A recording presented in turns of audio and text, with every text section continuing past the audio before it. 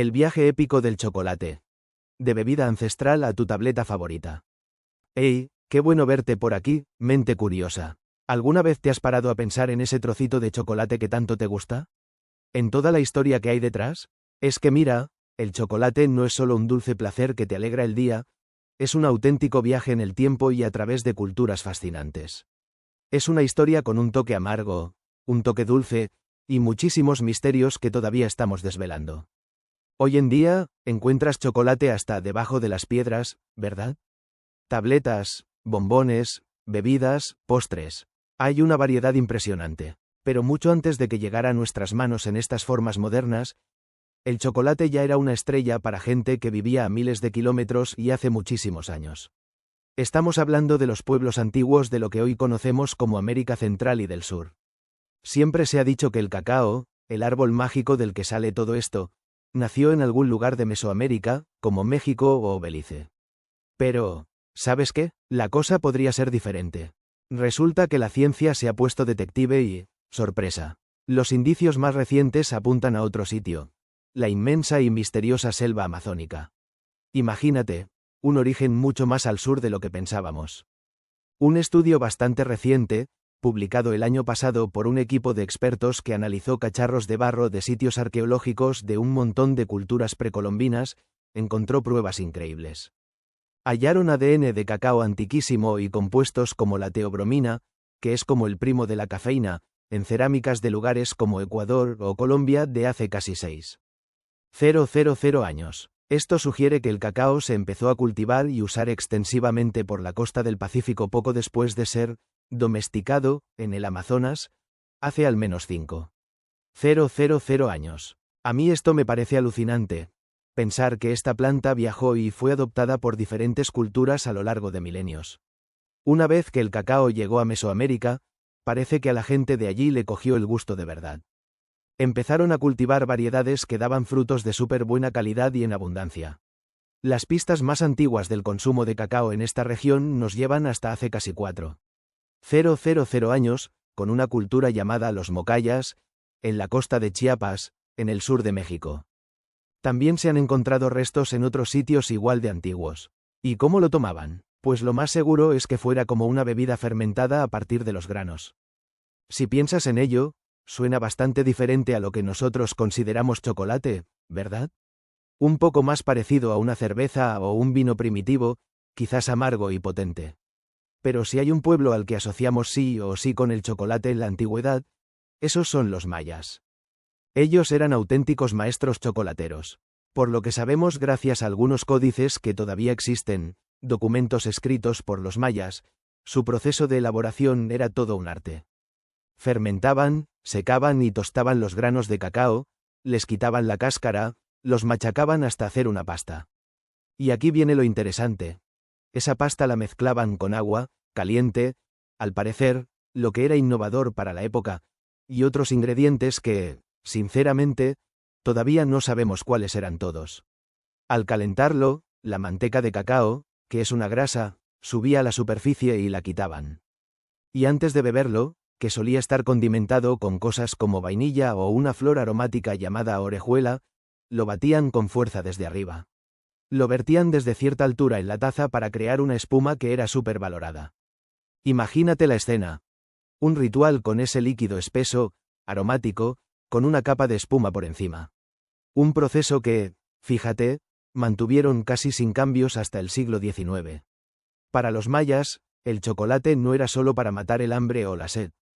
Era sagrado. Las élites lo bebían en todas las ocasiones importantes: bodas, fiestas, ceremonias oficiales, rituales religiosos.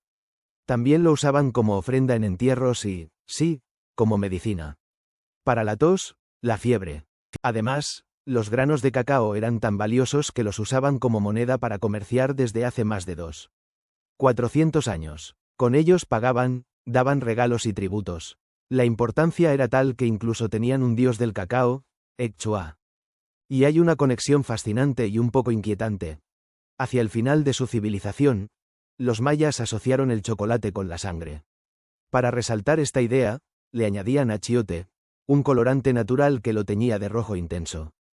Esta tradición, y el chocolate en general, se la pasaron a otro pueblo poderoso que llegó después, los mexicas, o aztecas. Y mira qué curioso, uno de los motivos por los que a los primeros españoles que lo probaron no les gustó, además de que era amargo, claro, fue precisamente ese color rojizo, que les hacía pensar que estaban bebiendo sangre. Vaya imagen para empezar el día. Hablando de los mexicas, ellos también veían el cacao como algo divino, un regalo del mismísimo Quetzalcóatl, la serpiente emplumada. Para ellos, el chocolate era una de sus dos bebidas favoritas, la otra era el pulque, una bebida alcohólica de agave. Pero como emborracharse estaba bastante mal visto, el chocolate, que no tenía alcohol, se convirtió en la bebida estrella de las celebraciones. En los banquetes de los ricos, se tomaba al final, como para ayudar a la digestión. Y los soldados, antes de ir a la batalla, se tomaban un buen trago para coger energía, un chute ancestral. Los mexicas siguieron usando los granos de cacao como moneda, incluso después de que llegaran los españoles.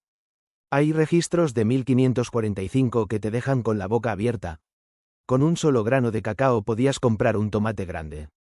Y con 100, un pavo. Esto te da una idea de lo valioso que era.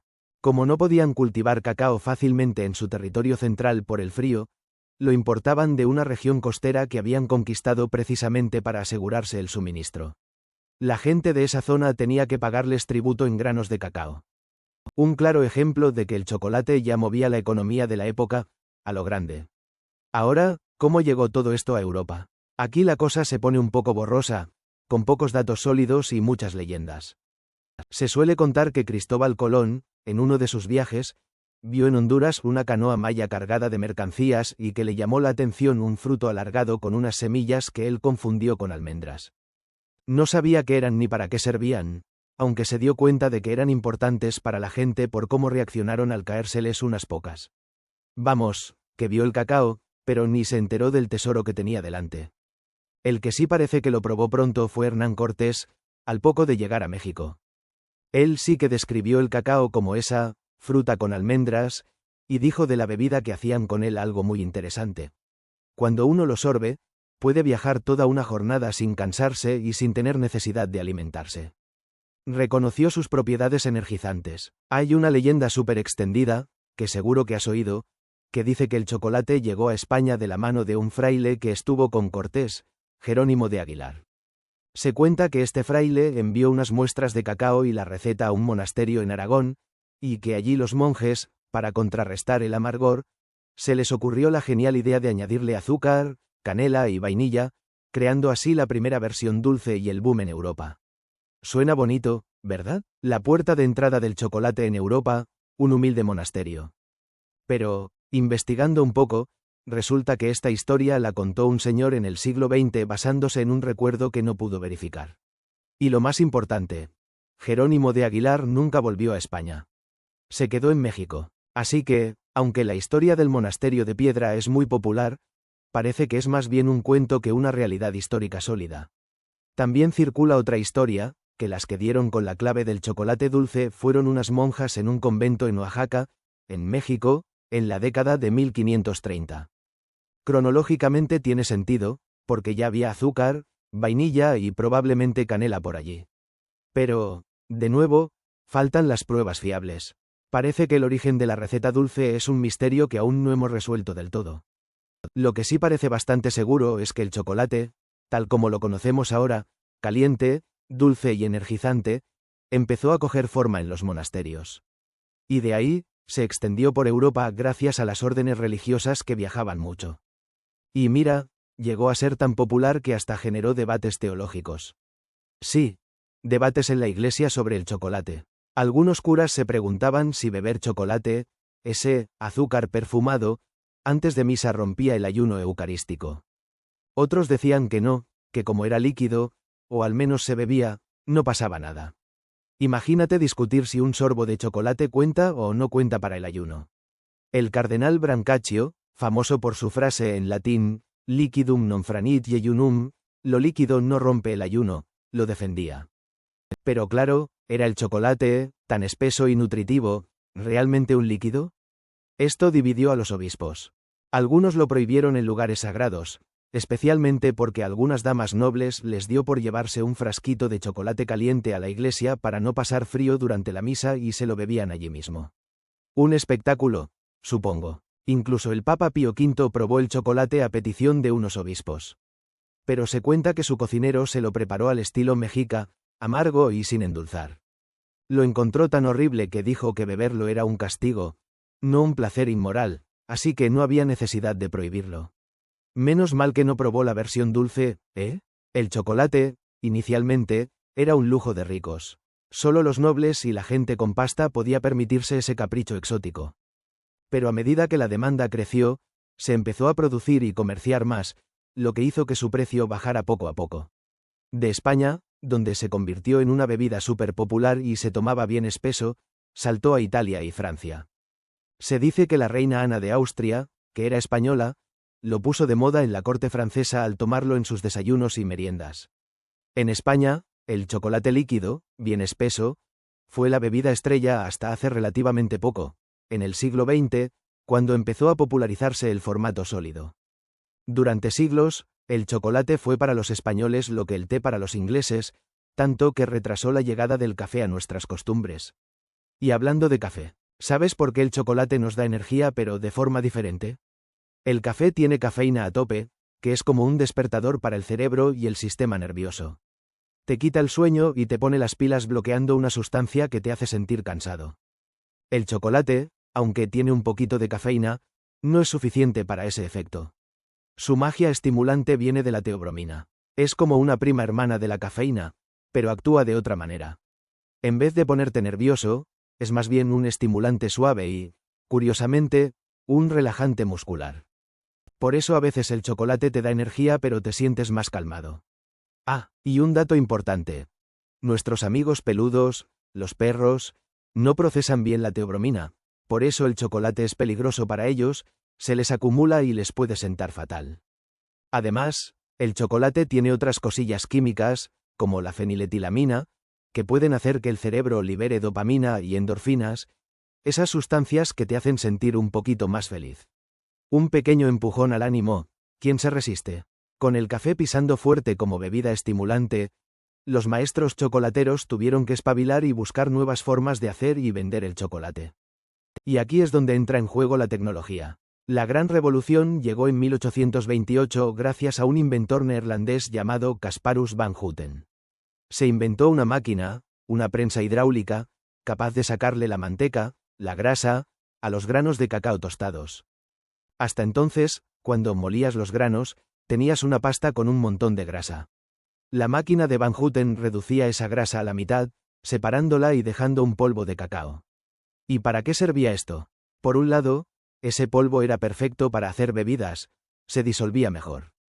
Por otro lado, y aquí está la clave, esa manteca de cacao separada se podía volver a mezclar con la pasta de cacao. El hijo de Casparus, Coenraad, mejoró el proceso añadiendo sustancias alcalinas para quitarle acidez y amargor al cacao en polvo, el famoso proceso holandés. Esto lo hizo todavía más suave y soluble, ideal para bebidas y helados. Pero volvamos a la prensa del padre. La patente de los Van Houten caducó en 1838. Y unos años después, en 1847, una empresa inglesa, Fry & Sons, usó esta técnica para hacer algo que cambiaría el mundo: la primera tableta de chocolate sólido. Separaron la grasa, la mezclaron en la proporción adecuada con el polvo y la pasta, lo moldearon, y listo. El chocolate dejó de ser solo una bebida que tenías que preparar con esmero para convertirse en un alimento sólido, fácil de llevar en el bolsillo y de comer en cualquier momento. Y así es como llegamos al chocolate que conocemos hoy. Desde esos granos valiosos usados como moneda y medicina en la selva amazónica y Mesoamérica, pasando por los rituales sofisticados de los mayas, las mesas de los nobles europeos y los debates teológicos en iglesias, hasta las innovaciones científicas y tecnológicas que nos dieron la tableta. Cada vez que disfrutes de un trocito de chocolate, piensa en todo este viaje increíble. Es mucho más que un simple dulce, es un pedacito de historia y cultura que ha conquistado el mundo. ¿No es fascinante? Prepárense, mentes curiosas, porque hoy vamos a sumergirnos en el fascinante, delicioso y, seamos sinceros, a veces un poco oscuro mundo del chocolate. Si eres de los que no puede resistirse a ese trocito después de comer o sueñas con ríos de cacao, quédate conmigo, porque la historia de este manjar es mucho más rica de lo que imaginas. Imagínate por un momento a las primeras personas que probaron el chocolate. Era algo muy diferente a lo que conocemos hoy, mucho más amargo y especiado. Pero había algo mágico en él, algo que lo hacía único. Y uno de esos secretos está en su naturaleza física. Verás, el chocolate tiene esta peculiaridad de que se derrita a una temperatura súper baja, justo por debajo de la de nuestro cuerpo. ¿Sabes ese que se te escapa cuando un trocito de chocolate se deshace suavemente en tu boca? Esa sensación es por eso mismo. Es como si estuviera diseñado para fundirse contigo. Piensa en lo novedoso y sorprendente que debió ser eso para la gente de hace siglos, una experiencia sensorial totalmente nueva.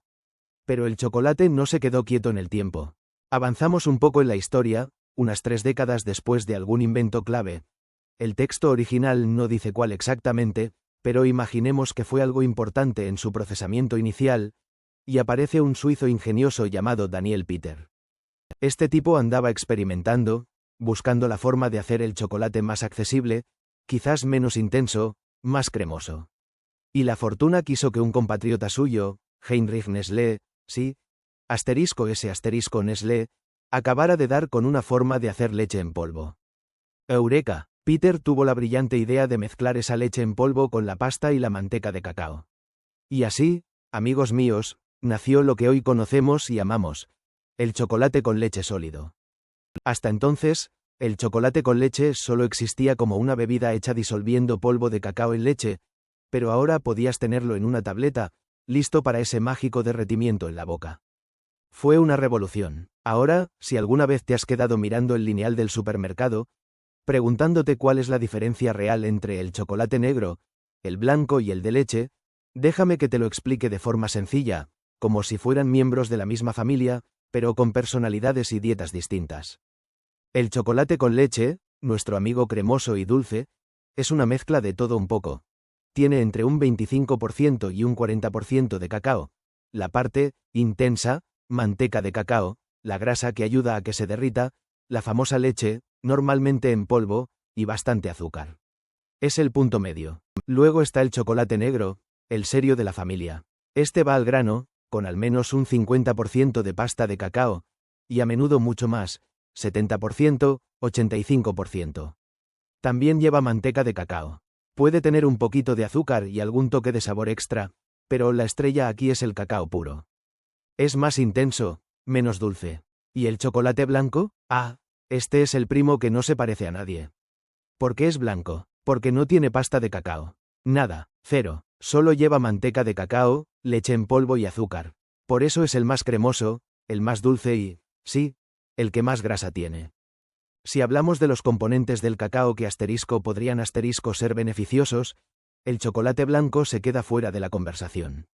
Es el más goloso, pero el menos chocolate, en el sentido estricto de la palabra. Y hablando de beneficios, ¿qué hay de cierto en todo eso que se dice de que el chocolate es bueno para la salud? Esta es una pregunta que nos hacemos todos los que amamos este manjar, ¿verdad? La idea de que algo tan delicioso pueda ser saludable es casi un sueño. Pues bien, resulta que en los granos de cacao, la materia prima, hay unas sustancias muy interesantes llamadas flavonoides. Piensa en los flavonoides como pequeños superhéroes o guardaespaldas para tus células. Son antiinflamatorios y están cargados de antioxidantes, que son esos compuestos que luchan contra el daño que sufren nuestras células a lo largo del tiempo. La teoría, respaldada por algunos estudios, es que estos flavonoides pueden ayudar a fortalecer nuestro sistema inmunológico y, a largo plazo, quizás echar una mano en la prevención de enfermedades crónicas como problemas cardíacos, algunos tipos de cáncer o la diabetes. Pero eso no es todo. ¿Has notado que a veces te sientes un poco mejor después de un trocito de chocolate? Bueno, no es solo tu imaginación o el subidón de azúcar. Los flavonoides también se asocian con una mejora en el estado de ánimo y una reducción del estrés. Y aquí viene algo aún más fascinante. Se cree que mejoran el flujo sanguíneo. Y si la sangre fluye mejor, tu cerebro también lo agradece. Esto podría significar una mejor memoria a corto plazo y más concentración, especialmente importante a medida que nos hacemos mayores. Es como si abrieran las carreteras para que el tráfico cerebral sea más fluido. Claro, la ciencia no se queda quieta. Hay investigaciones súper interesantes analizando si dosis concentradas de estos flavonoides de cacao podrían ser como un suplemento para la salud del corazón o para potenciar la capacidad de nuestro cerebro. Y sí, algunos estudios ya han dicho, pues sí, parece que hay algo aquí. Como el chocolate negro es el que tiene más cacao, y por lo tanto, más de estos famosos flavonoides, suele ser el protagonista de estos estudios, sobre todo los que tienen un 70% de cacao o más. Y ojo, que sea el más saludable o menos perjudicial también tiene mucho que ver con que, al tener más cacao, suele tener menos azúcar. Hay un caso de estudio particularmente famoso que a mí me parece fascinante. Se trata del pueblo Cuna, o Guna, que vive en unas islas cerca de la costa de Panamá. Esta gente consume cacao asterisco a lo grande asterisco. No el chocolate que compramos, sino un brebaje tradicional hecho a partir de los granos. Y lo curioso es que, según algunos estudios, tienen tasas mucho más bajas de enfermedades cardíacas que otras poblaciones de la misma región. Como dijo una experta en envejecimiento, la doctora Laura Baker, cogen los granos, los muelen y básicamente hacen un chocolate caliente, y lo beben como si fuera agua. Llegan a tomar unas 40 tazas por semana. Es una locura pensarlo, pero su consumo de cacao es masivo y en una forma mucho menos procesada. Si la ciencia pudiera realmente demostrar que estos flavonoides concentrados son tan efectivos para mejorar nuestra salud, sería un suplemento dietético increíble. Pero aquí viene la dosis de realidad. No esperes obtener la misma cantidad de esos superhéroes flavonoides de una tableta de chocolate comprada en la tienda que de un suplemento de cacao puro, ni siquiera si es chocolate negro.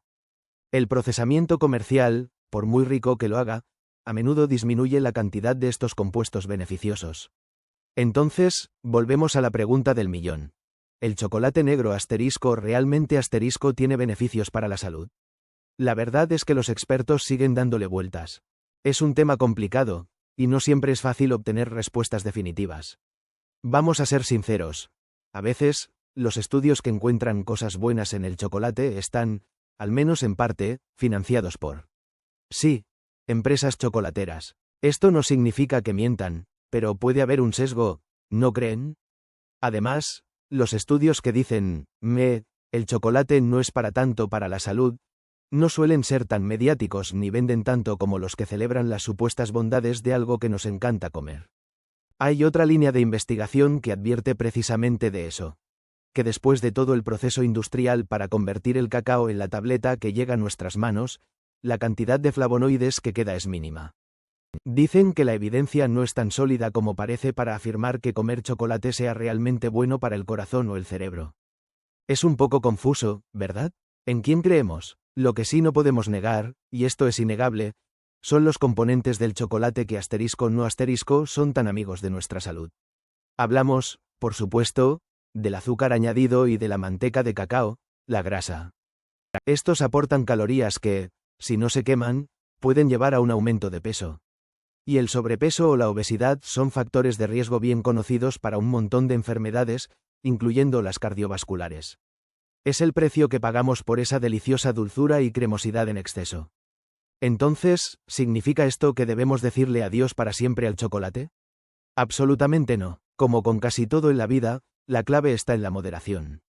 Los científicos son cautelosos al dar una cifra mágica sobre cuánto chocolate diario es beneficioso o no perjudicial, precisamente porque los flavonoides pueden perderse en el camino del grano a la tableta comercial.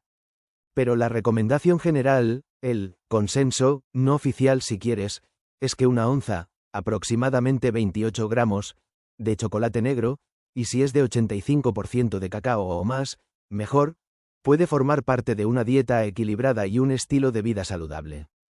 Y cuando digo estilo de vida saludable, me refiero al paquete completo. Mucha fruta, verdura y legumbres, hacer ejercicio regularmente y, por supuesto, no fumar. Otros tipos de chocolate, como el con leche o el blanco, mejor dejarlos para caprichos muy ocasionales. Un consejo práctico. Conviértete en un detective de etiquetas. Antes de comprar, echa un vistazo a la información nutricional. Revisa las calorías, la grasa y, sobre todo, el azúcar.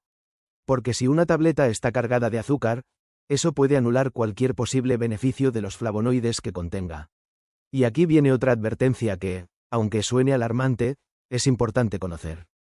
En los últimos años, se han detectado niveles preocupantemente altos de metales pesados tóxicos, como plomo y cadmio, en algunas marcas de chocolate negro, según estudios realizados en varios países.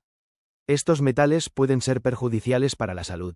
¿Cómo llegan ahí? Pueden estar en el suelo donde crecen los árboles de cacao o entrar en cualquier etapa del procesamiento.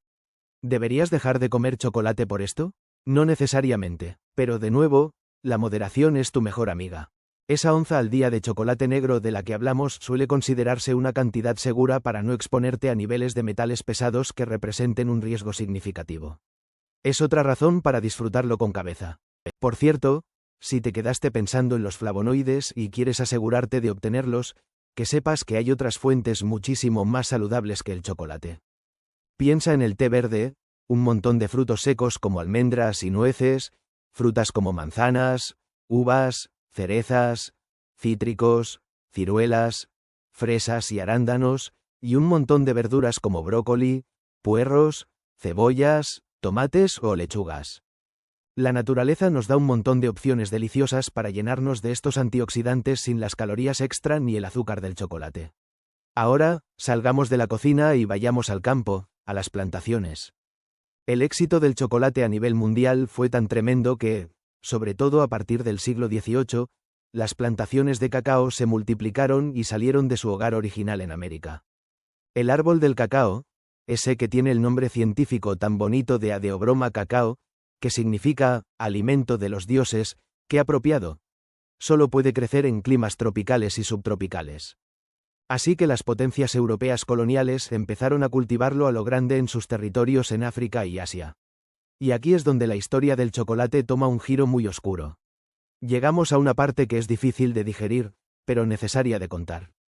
Hoy en día, la mayor parte del cacao del mundo viene de solo 2 países en África Occidental, Costa de Marfil y Ghana. Juntos producen 2/3 de todo el cacao que se consume en el planeta. Y la triste realidad es que, según numerosas investigaciones independientes y organizaciones como la OIT, Organización Internacional del Trabajo, el cultivo de cacao en estas regiones está profundamente ligado a la esclavitud y, lo que es desgarrador, al trabajo infantil.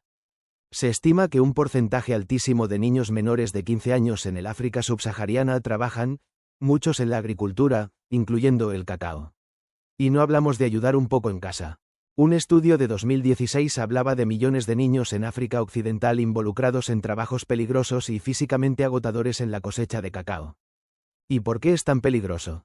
Porque estos niños mezclan y aplican pesticidas sin ninguna protección, cargan sacos de cacao que pesan más que ellos, y limpian la vegetación y recolectan las vainas con machetes.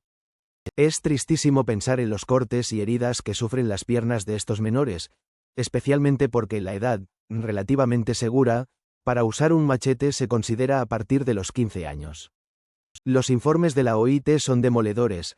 En muchas zonas, los niños empiezan a trabajar a las 6 de la mañana y la jornada se extiende 12 horas. Son golpeados regularmente. Naturalmente, en estas condiciones, la escuela es un sueño imposible. Si no cumplen las expectativas o intentan escapar, el castigo son palizas o dejarlos sin comer. ¿Y cuánto ganan por este sufrimiento? Menos de $2 por todo un día de trabajo agotador y peligroso. Y uno se pregunta, ¿de quién es la culpa de esta terrible explotación? ¿Hay forma de pararlo? Por desgracia, es un problema increíblemente complejo, una especie de ciclo vicioso donde cada uno señala al otro. Los padres, desesperados por la pobreza, a veces venden a sus hijos a las plantaciones, creyendo, o queriendo creer, que no serán explotados. Los agricultores que usan a estos niños dicen que los precios bajísimos del cacao que les pagan no les dejan otra opción para subsistir. Los gobiernos locales culpan a las grandes multinacionales del chocolate por pactar precios bajos y mantener a los agricultores pobres. Las multinacionales, por su parte, dicen que es imposible controlar lo que pasa en cada pequeña granja y que exigen a sus proveedores cacao libre de trabajo infantil, una exigencia que, evidentemente, no siempre se cumple o es fácil de verificar. Y nosotros, los consumidores, en su gran mayoría, simplemente no somos conscientes de la realidad detrás de la tableta que compramos. Si lo supiéramos, ese sabor dulce quizás nos dejaría un regusto tan amargo como el del chocolate original de los mayas y mexicas. Así que, la próxima vez que te encuentres frente a un trozo de chocolate, recuerda que es mucho más que un dulce. Es una historia de magia sensorial, de inventos revolucionarios, de esperanzas de salud, con sus matices, de riesgos ocultos y, tristemente, de una realidad muy dura y compleja en los países donde nace. ¿Y ustedes? ¿Conocían toda esta historia? ¿Qué piensan de todo esto? Me encantaría leer sus reflexiones y opiniones ahí abajo, en los comentarios. Si les ha parecido interesante este viaje por el mundo del chocolate y quieren seguir descubriendo historias sorprendentes, no olviden suscribirse al canal para no perderse nada.